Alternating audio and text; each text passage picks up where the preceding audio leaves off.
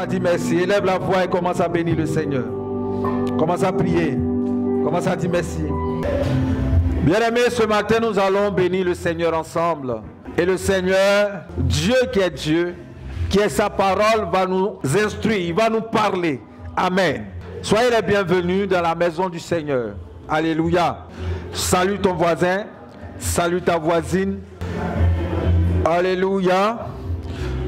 Voilà, ce matin, nous allons parler des nouvelles du royaume. Je vous apporte des nouvelles de notre royaume, de notre patrie. Et le Seigneur m'a chargé de vous apporter donc la bonne nouvelle. Parce que tu as besoin de cette nouvelle qui va ouvrir tes yeux si la volonté de ton Père pour toi. Ce matin, nous allons parler de filiation divine. Nous allons parler de choses qui concernent ton règne sur la terre. Il y a des vérités sans lesquelles tu ne peux accéder à la royauté. Amen. Le thème général que je vais traiter, c'est Père et Fils pour accomplir la volonté de Dieu. Ça, c'est le thème général. Et ce matin, je vais traiter le sous-thème. Tu es le choix de Dieu pour bâtir un temple d'alliance. Alléluia. Je voudrais, bien aimé, t'inviter encore à prendre ta Bible avec moi. Et nous allons lire un passage. Il est un peu long, certes, mais il est important pour notre compréhension. 1 Chronique, le chapitre 28. Amen. Et je lis pour vous la parole de Dieu. David convoqua à Jérusalem tous les chefs d'Israël, les chefs des tribus, les chefs des divisions au service du roi, les chefs de milliers et les chefs de centaines, ceux qui étaient en charge sur tous les biens et les troupeaux du roi et auprès de ses fils, les eunuques, les héros et tous les hommes vaillants. Verset 2. Le roi David se leva sur ses pieds et dit: écoutez-moi, mes frères et mon peuple, j'avais l'intention de bâtir une maison de repos pour l'arche de l'alliance de l'Éternel et pour le marchepied de notre Dieu. Et je me préparais à bâtir. Mais Dieu m'a dit: tu ne bâtiras pas une maison à mon nom, car tu es un homme de guerre et tu as versé du sang. Verset 4. L'Éternel, le Dieu d'Israël, m'a choisi dans toute la maison de mon père pour que je fusse roi d'Israël à toujours. Car il a choisi Juda pour chef. Il a choisi la maison de mon père dans la maison de Juda. Et parmi les fils de mon père, c'est moi qu'il a voulu faire régner sur tout Israël. Entre tous mes fils, car l'Éternel m'a donné beaucoup de fils et il a choisi mon fils Salomon pour le faire asseoir sur le trône du royaume de l'Éternel sur Israël. Alléluia. Gloire à Dieu. Tu es le choix de Dieu pour bâtir le temple, un temple d'alliance. Alléluia. Nous connaissons tous l'histoire de ce vaillant soldat qui est devenu roi par la grâce de Dieu. Au départ, il était berger. Alléluia. Il était berger et Dieu l'a choisi. Nous avons vu comment par un prophète, Dieu a oué David qui est devenu finalement roi d'Israël en remplacement de Saül, son maître. David est un homme qui a acquis beaucoup de victoires par son alliance qu'il avait avec Dieu. Parce que David était dépendant de Dieu, dépendant de sa parole. Souvenez-vous, lorsque les Amalécites ont enlevé les enfants, les biens des enfants d'Israël et les femmes et les enfants, parce que David et sa troupe étaient allés en excursion. Alléluia. Ils ont été pillés. Mais avant même que David ne poursuive les Amalécites, David a demandé à Dieu sa volonté. Retenez bien ce que je viens de dire parce que ça va nous servir pour notre compréhension future. Amen. Et David est dit selon la Bible, l'homme selon le cœur de Dieu. Il dit: j'ai trouvé David, l'homme selon mon cœur. Voilà comment Dieu décrit David. Mais qu'est-ce qui faisait que David était l'homme selon le cœur de Dieu? Parce que David était attaché en tant qu'un fils à Dieu. Parce que David attendait de recevoir l'instruction du Père avant d'agir. Comprenez la relation de David avec Dieu le Père. C'était une relation de filiation. Amen. David à cette heure-là avait déjà compris que la relation qui porte le fruit avec Dieu est une relation non pas de Dieu à sa créature, mais d'abord du Père à son Fils. Et c'est ce que Jésus est venu pour nous rappeler. Il dit: quand vous priez, priez un Père Ne priez pas un Dieu, priez un Père. Parce qu'il y a tellement de protocoles lorsque tu te mets dans la position d'une créature qui demande à son créateur. Mais lorsque tu viens dans ta dimension de fils, il n'y a plus de protocole. Alléluia. Nous savons ces choses, nous sommes bien heureux de le connaître. Maintenant, la Bible dit clairement dans ce verset que David a été choisi dans la maison de son père, qui était de la tribu de Juda, l'une des 12 tribus, amen, où on consacrait les rois pour Israël.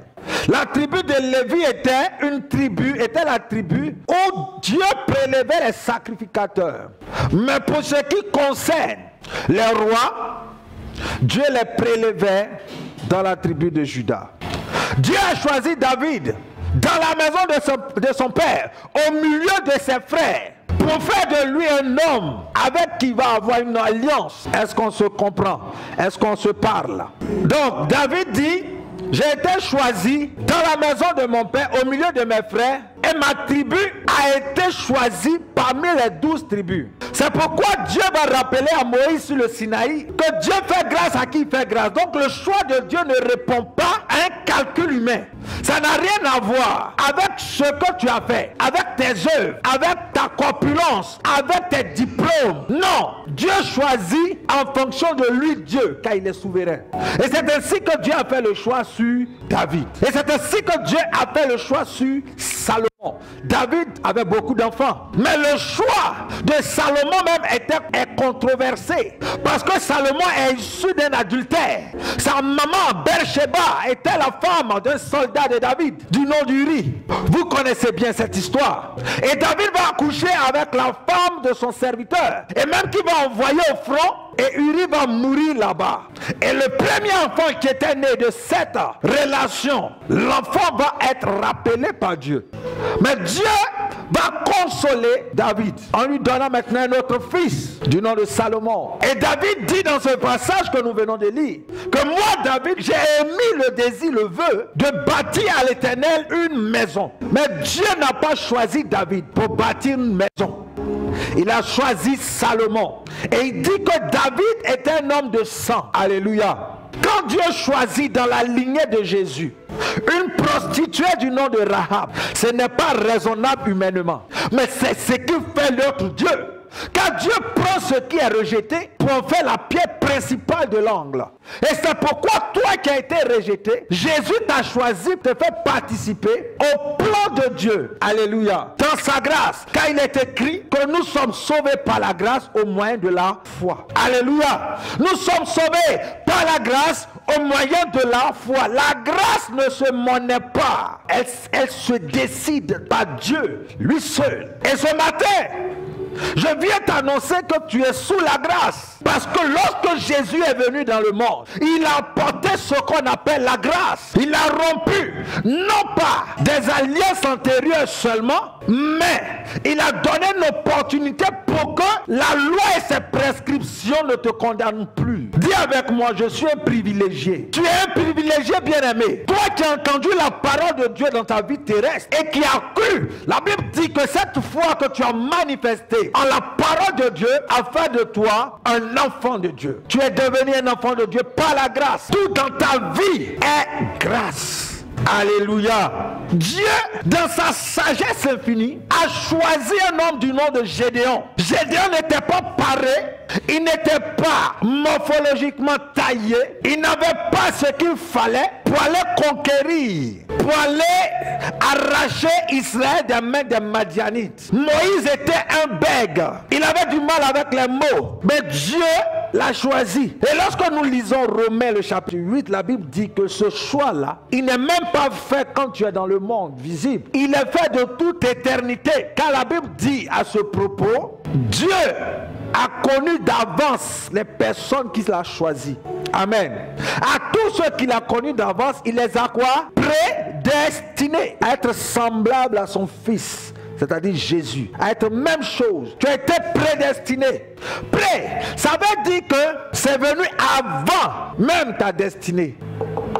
Parce que ta destinée se construit sur la terre, mais elle est décidée dans le ciel. Donc si tu n'as pas un contact avec le ciel, tu risques de perdre perdre le fil conducteur. Tu vas passer par ailleurs au lieu de passer par la voie que Dieu, ton Père, t'a créée. Bien-aimé, je suis venu t'annoncer que tu as le choix de Dieu pour bâtir le temple de Dieu. Tu as le choix de Dieu. Il faut donc assumer cette filiation. Parce que ce que j'ai compris dans mes méditations, c'est que le plan de Dieu est basé sur deux choses. Sur la paternité et sur l'alliance.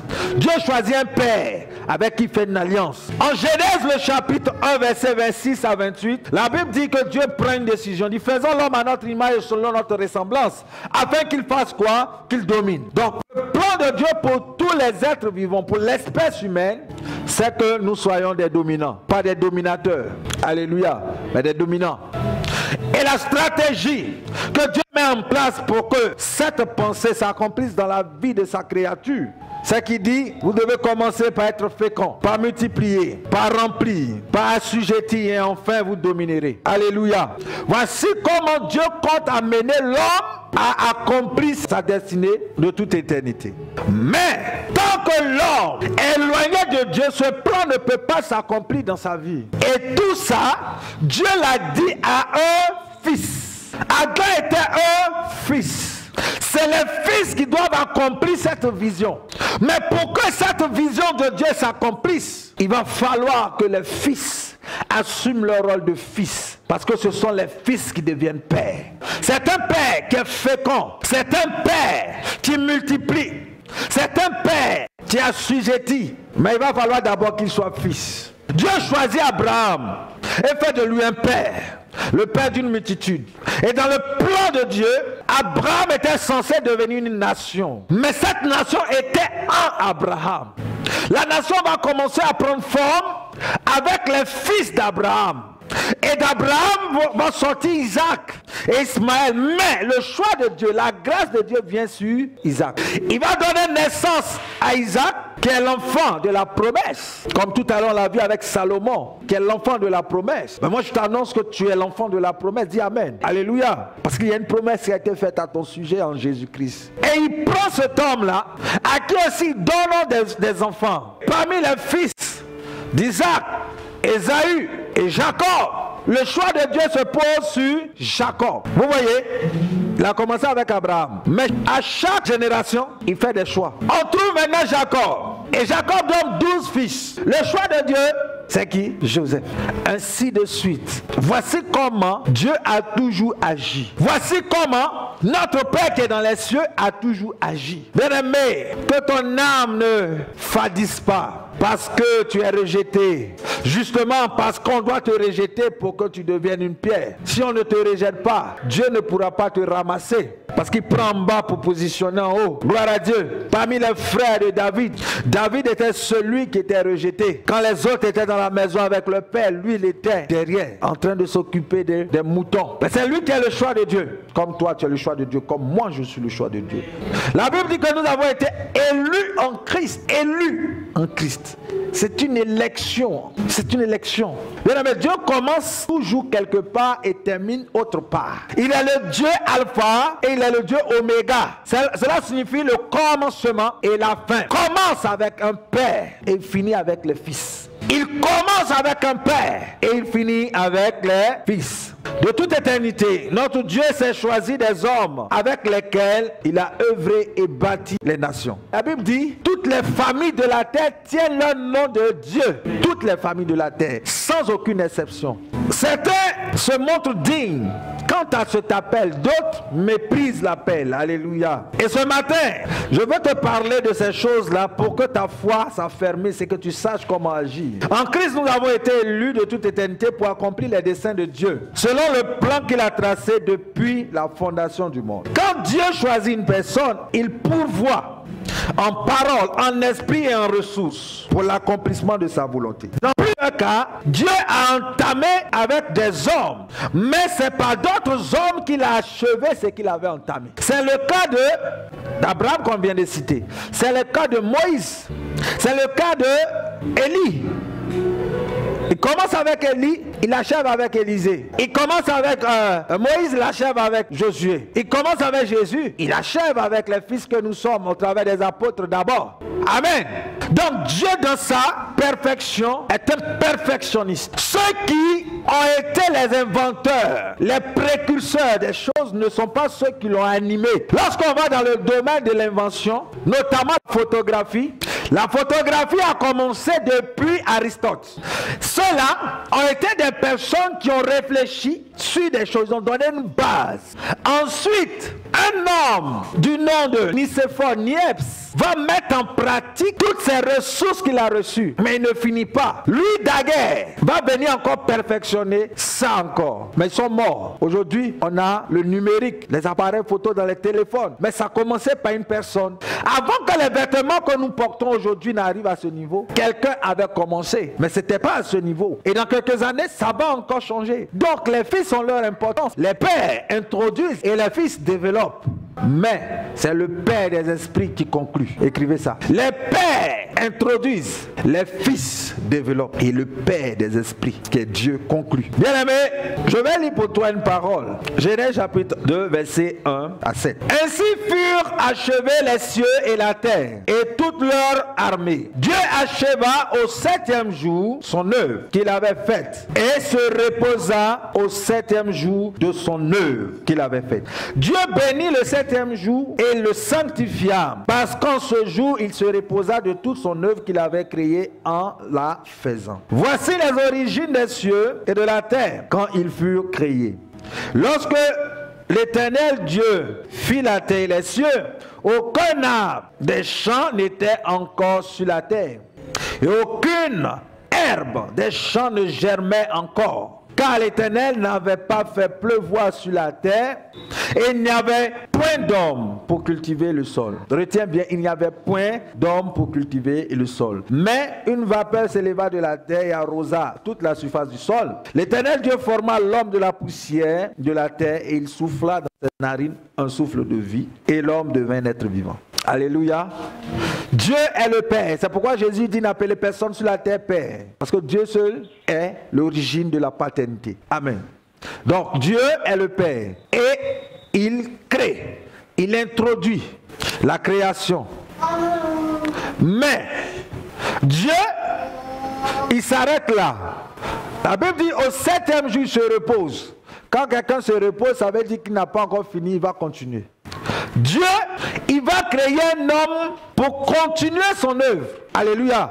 La Bible dit Dieu n'avait trouvé personne pour cultiver et garder. Donc, le Père, il crée, il met, il positionne toutes choses. Alléluia. Et le Fils vient cultiver et garder. Souvenez-vous, Adam au commencement était un esprit. Amen. Qui habitait un corps. Et l'homme est un esprit qui habite un corps. Maintenant, Dieu le positionne là pour continuer son œuvre. Et l'homme va faillir parce qu'il n'a pas pu. Quand Dieu te confie une tâche, il va t'imposer un interdit. C'est cet interdit-là qui va entretenir votre relation du père à fils. Parce que ce qui caractérise les fils, c'est leur capacité, leur disposition à obéir au père. C'est pourquoi la Bible dit, enfants, obéissez à vos parents. Voici le lien qui est entre l'enfant et son père. Alléluia.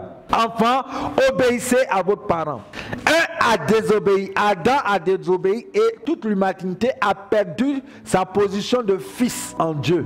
Alléluia. Et un seul est venu obéir et ceux qui suivent sa voie redeviennent fils de Dieu. Voici ce qui se passe. Donc Dieu, on a été fait au commencement à son image et selon sa ressemblance. Ça veut dire que nous devons faire ce que Dieu fait. C'est pourquoi Jésus nous apprend que ta volonté soit faite sur la terre comme elle est faite au ciel. Bien-aimé, si tu méprises l'alliance entre le Père, que ce soit n'importe quel type de Père, ton Père biologique, ton Père spirituel, ton Père dans la foi, ton Père dans le ministère, quel que soit le type de Père que tu as, si tu brises ce principe, tu romps la disposition à pouvoir hériter. Parce qu'un fils hérite de son père. Mais si toi, tu as de mauvaises relations avec ton père, tu ne peux pas hériter. Et si tu es un mauvais père aussi, tu ne vas pas préparer pour ton fils. Gloire à Dieu. Ce matin, je viens te dire que tant que tu n'entreras pas dans la dimension de fils, amen, Dieu ne pourra pas opérer avec toi parce que Dieu opère avec ses fils. Dieu opère avec ses fils. Ceux qui sont restés fils, fidèles de Dieu, et sont restés dans cette dimension, que ce soit les anges, que ce soit les hommes, cela manifeste la dimension de fils. Donc Dieu va attendre que tu deviennes un fils, que tu aies la mentalité de fils, avant de commencer à œuvrer avec toi.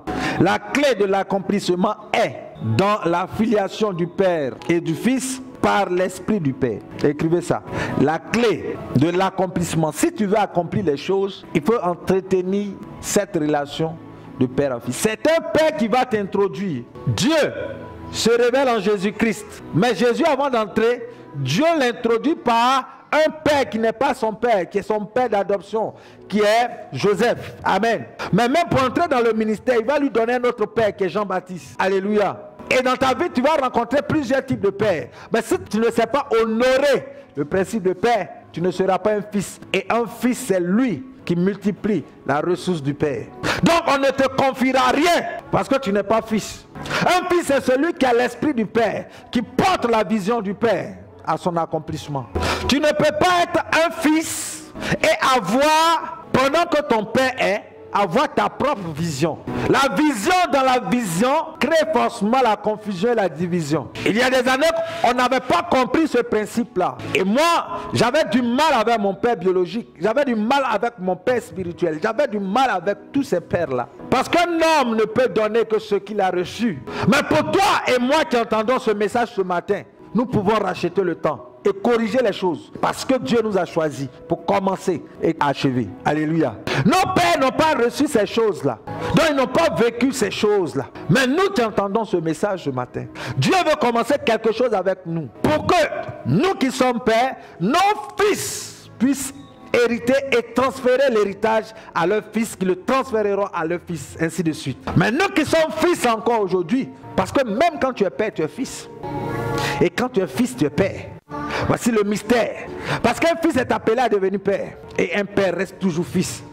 Tu es avec moi? Le plan de Dieu est que les pères bâtissent les fondements, les fondations avec lui, dans une alliance pour la postérité. C'est par Abraham que toi et moi aujourd'hui nous sommes considérés comme fils. Parce qu'Abraham a deux descendances. La descendance biologique qui est Israël et la descendance spirituelle qui est les chrétiens. Parce qu'il est le père de la foi. Oh, tu as cru en Jésus, le consommateur de la foi. C'est pourquoi tu es devenu enfant de Dieu d'abord. Je vous ai parlé des trois stades d'évolution, de maturité dans le Christ. Enfant, fils et épouse.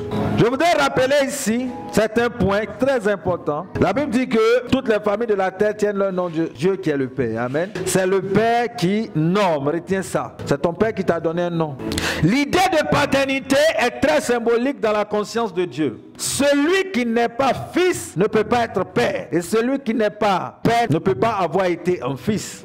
Celui qui est bon fils devient un bon père. Celui qui est mauvais fils devient un mauvais père. Car un homme ne donne ce qu'il a reçu. Dieu seul, selon la Bible, est digne de porter le nom de père. Un père pose les fondements et les fils bâtissent dessus. Un père prépare et les fils mangent. Un père énonce et les fils affinent. Un père introduit et les fils accomplissent. Un père se sacrifie et sacrifie ce qu'il a pour que les fils bénéficient et accomplissent. Un père sème, les fils moissonnent. Dieu t'a choisi dans ta famille pour faire de toi un père.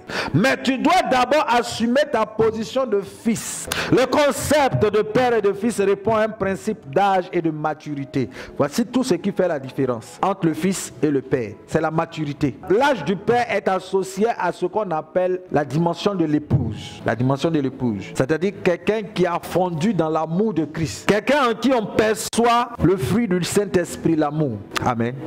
Je vous ai dit que la caractéristique des enfants, c'est qu'ils sont charnels. Les fils sont caractérisés par leur capacité à obéir. Les épouses sont caractérisées par leur capacité à se soumettre. La soumission et l'obéissance sont deux niveaux d'amour.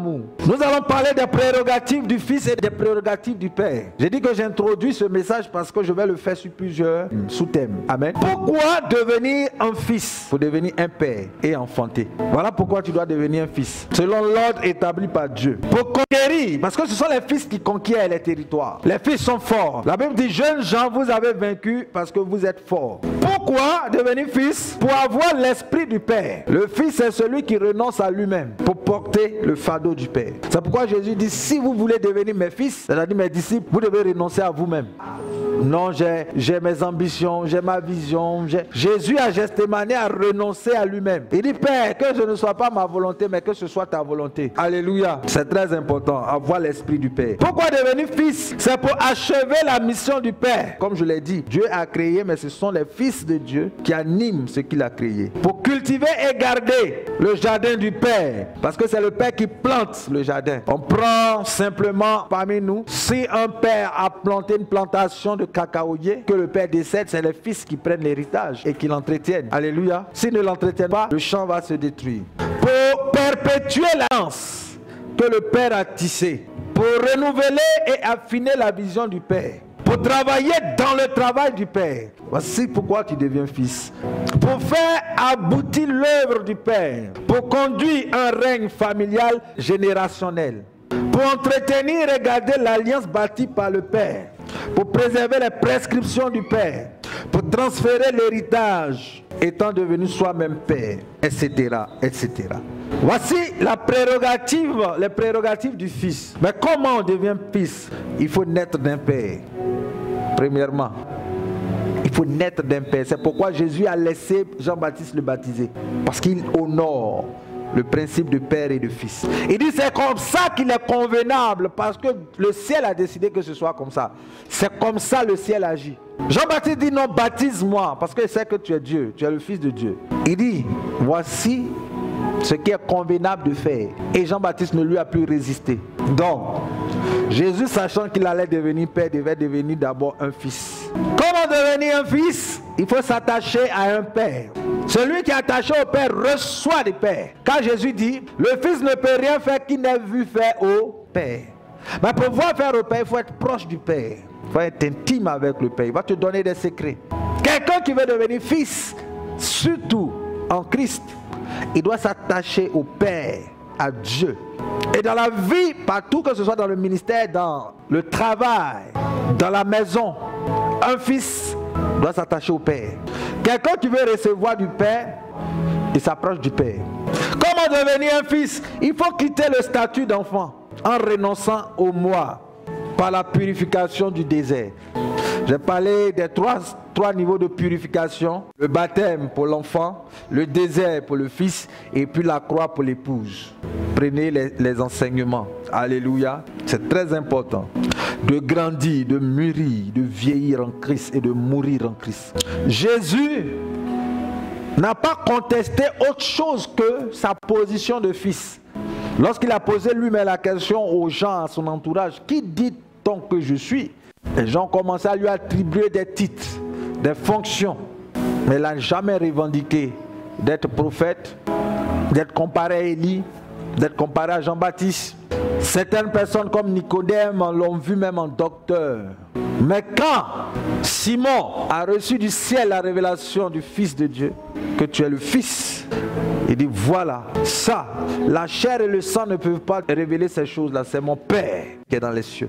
Le principe de Père et Fils est important pour le Seigneur, est important pour ton accomplissement. La Bible dit que la création entière soupire après la révélation, non pas des chrétiens, mais des fils. Si tu comprends que le Fils est important, tu vas savoir pourquoi Satan a tenté Jésus avec sa dimension de fils. Il dit, si tu es le Fils de Dieu, il ne met pas en cause autre chose. C'est pourquoi le diable va toujours tout faire pour t'empêcher d'atteindre le statut de fils. Parce qu'une fois que tu es fils, tu deviens fort. Selon que l'apôtre Jean le dit. Vous les jeunes gens, vous êtes devenus... Jeunes gens, entendez fils, vous êtes forts. Parce que vous avez vaincu le diable. Vous avez vaincu le malin. Comment devenir fils? Il faut obéir, cultiver l'obéissance au Père et agir sur sa parole. Quel que soit ce que ton Père te dit. Regardez, Isaac, son père lui dit, allons, je vais te sacrifier. Je crois que l'enfant soupçonnait. Parce qu'il n'a pas posé de résistance sur l'autel quand il a été attaché. C'est un vigoureux garçon. Abraham était déjà vieux. Il pouvait se défendre pour dire, je ne vais pas mourir. Mais il s'est laissé faire. Parce que Dieu a préparé l'esprit de fils en lui. Pourquoi c'est lui qui a été choisi? Pensez-vous qu'Ismaël allait accepter de se faire sacrifier? Non. Parce qu'il n'a pas été préparé. On prépare les fils. Il faut passer par le désert. Il faut se nourrir de la parole de Dieu. Il faut faire des exercices spirituels, jeûne, prière. C'est dans ce temps-là que tu peux gêner beaucoup, que tu peux veiller, que tu peux combattre. Ce sont les fils qui arrachent l'héritage. Moïse n'a pas envoyé les explorateurs vieux. Il a envoyé Josué, Caleb et 10 personnes qui étaient vigoureuses, qui étaient des jeunes gens. Et ce sont eux qui ont acquis la victoire. La génération de Moïse est restée. C'était les pères. Ils sont restés dans le désert. Mais les fils ont fait entrer le peuple à Canaan. Voici bien aimé les prérogatives de fils. Rapidement, je vais toucher aux prérogatives des pères. Pourquoi doit-on devenir père? Pour avoir d'abord des fils. Ça paraît banal, mais c'est la vérité. Parce que le mot père implique que tu sois fécond. Est-ce que tu m'entends? Dans le mot père, il y a la fécondité. Si tu n'es pas fécond, tu ne peux pas avoir d'enfant. On ne peut pas t'appeler père. Dans le mot père, il y a tout ce que Dieu a prescrit. Fécondité, multiplication, assujettissement. Père. Le père domine par ses fils. Le roi. Regardez les anciens films là. Le roi il est assis là-bas et puis ce sont ses fils qui l'envoient. Tu dois devenir père pour asseoir les fondements dans tes fils. Pour préparer le travail des fils et leur avenir. Pour bâtir une alliance avec Dieu pour tes fils. C'est parce que Noé est entré en alliance avec Dieu que ses fils aussi ont été sauvés. Tu dois devenir père pour transmettre une alliance. Pour apporter la lumière, c'est-à-dire la connaissance, l'éducation. Pour bâtir la personnalité de tes fils. Pour susciter une descendance, image et ressemblance. Tu dois faire de sorte à ce que quand on voit tes fils, on te voit. Dans le caractère surtout. Dans l'esprit. Tu dois être père pour instruire les fils. Pour communiquer les valeurs aux fils. Pour communiquer la vision aux fils. Pour organiser et planifier pour les fils. Pour donner des ordres et des commandements aux fils. Pour préparer la relève par les fils. Pour offrir un sacrifice en vue de bâtir un autel et une alliance pour les fils. Tu dois devenir un père pour te sacrifier. Ce n'est pas au fils de se sacrifier pour le père. C'est le père qui se sacrifie pour les fils. Toi qui es né dans une famille et qui n'a pas vécu ça, Dieu veut le faire à partir de toi. Dieu veut commencer à partir de toi. Amen. Pour que ceux qui sont ou qui seront à ta charge aient déjà tout ce qu'il faut. Parce que David voulait bâtir le temple, mais David n'a pas pu bâtir le temple. Mais il a tout préparé pour Salomon. Il a tout préparé. Il a tout préparé. Le plan du temple, tout. Salomon n'avait rien à faire. Il n'avait qu'à exécuter ce que son papa avait préparé. Amen. Et ça sera le deuxième sous-thème que je vais traiter. Mais voici, bien aimé, pourquoi tu dois devenir père. Maintenant, comment tu dois devenir père? En étant d'abord un fils. Pour devenir un père, tu dois être d'abord un fils. Donc, si tu n'as pas de père, trouve-toi un père pour lui obéir, pour le laisser t'instruire, pour le laisser t'encadrer, pour le laisser t'éduquer. Alléluia. Tu peux devenir un père en ayant accompli ce que le père a imposé en tant que fils. C'est-à-dire en étant toi-même soumis à ton père. C'est-à-dire Dieu. Ensuite, ton père biologique, ton père spirituel, ton père dans la foi. Tu seras un bon père. Parce que l'homme est 3 niveaux. Il est d'abord physique, il est émotionnel et il est spirituel. Physique par son corps, sa morphologie. Et ce corps-là qui lui donne, c'est le père biologique. Le conducteur, c'est-à-dire le tuteur, va l'aider maintenant sur le plan émotionnel. Pour la purification de son âme en lui donnant la parole. Ça, c'est le Père dans la foi. Maintenant, le niveau spirituel, c'est Dieu le Père. C'est le dernier niveau. C'est le Père spirituel. Voilà. Tu es le Père spirituel. Les hommes sont des pères dans la foi. Amen. Paul dit, j'ai semé. Amen. Apollos a arrosé, mais c'est Dieu qui fait croître. C'est Dieu. C'est le Père. Je peux prier, mais mon enfant ne va pas grandir. Mais si je fais mon rôle, je joue mon rôle, alléluia, en tant que Père, je lui ai formé un corps. Ça, c'est le Père biologique. Mais maintenant, je dois lui donner un caractère. Et ce caractère-là, c'est ça qui va déterminer sa personnalité. Mais c'est son attachement à Dieu, l'Esprit, qui va faire de lui un homme spirituel, un vainqueur. Amen, amen. Comment devenir père encore? Il faut aller à la croix. Mon frère, ma soeur, tu veux devenir père et un bon père, il faut que tu te soumettes à ta croix. Il faut que tu portes la croix. Il faut que tu crucifies la chair. Parce que la Bible dit, Père, n'irritez pas vos enfants. Mais pour qu'un père n'irrite pas son enfant, il doit avoir crucifié la chair. Parce que c'est la chair qui s'irrite. Un enfant est enfant. Donc il va faire des choses d'enfant. Mais toi qui es père, tu dois faire des choses de père. La Bible dit, vous les reconnaîtrez, les pères, vous les reconnaîtrez à leurs fruits. Ça parle du fruit de l'esprit, la douceur, la patience. Si tu es un mauvais père, tu vas maudire ton enfant. Si tu es un mauvais père parce que ton enfant t'a énervé, il a fait quelque chose, alléluia, tu vas, par la colère, lui faire quelque chose. et puis après tu vas regretter. Donc, un homme charnel n'est pas un père. Un homme spirituel est un père. Donc il faut aller à la croix. Jésus dit, si vous ne prenez pas votre croix pour me suivre, vous ne pouvez pas. Vous ne pouvez pas. Parce que celui qui me suit, c'est quelqu'un qui est spirituel. Quand tu crucifies la chair, tu peux te soumettre à l'esprit. Parce que l'esprit se soumet à l'esprit. Comment devenir père? Il faut cultiver le fruit du Saint-Esprit et la nature de l'Esprit. La nature de l'Esprit, c'est celle qui nous est révélée en Ésaïe, le chapitre 11, versets 1 et 2. L'Esprit du Seigneur viendra sur lui, esprit de sagesse et d'intelligence, esprit de conseil et de force, esprit de crainte de l'Éternel et esprit de connaissance. À ces 6 dimensions de l'Esprit, les 6 natures de l'Esprit, il faut ajouter l'esprit de discernement. Parce que dans le même passage, il n'est pas énuméré au même moment. Il y a certaines personnes qui disent qu'il y a 3 pères de l'esprit, c'est-à-dire 6. Quand tu lis plus bas, la Bible parle de l'esprit qui te permet de juger. Il ne jugera pas sur un oui-dire. Amen. C'est l'esprit de discernement, qui est différent du discernement des esprits, qui est un don. Alléluia. Mais l'esprit de discernement, c'est le 7e esprit. Donc, en cultivant ces choses et le fruit du Saint-Esprit, qui est la paix, l'amour, amen, la douceur, tu seras un bon père. Voici ce que je suis venu t'annoncer ce matin, bien-aimé, parce que Dieu t'a choisi pour que tu sois un bon père, pour que tu sois un bon fils. Si tu es fils, sois un bon fils pour devenir un père. Si tu es père, sois un bon fils.